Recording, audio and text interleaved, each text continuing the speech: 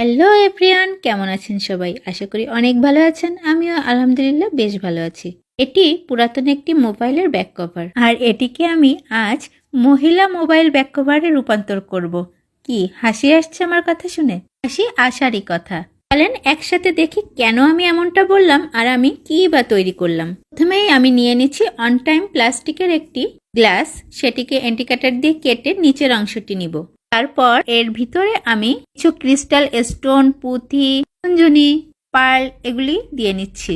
আর সেটিকে পুরাতন একটি ফাইলের অংশ কেটে নিয়ে আঠা দিয়ে সেট করে নিচ্ছি। আপনারা চাইলে ছোট ছোট বাচ্চাদের বিভিন্ন চকলেট বা খেলনায়ও দেখবেন এরকম প্লাস্টিকের সুন্দর সুন্দর কাভার থাকে, সেইগুলো ব্যবহার করতে পারেন। এটি সেট করার পরে এর ভিতর থেকে ভীষণ সুন্দর ঝুনঝুন শব্দ হচ্ছিল।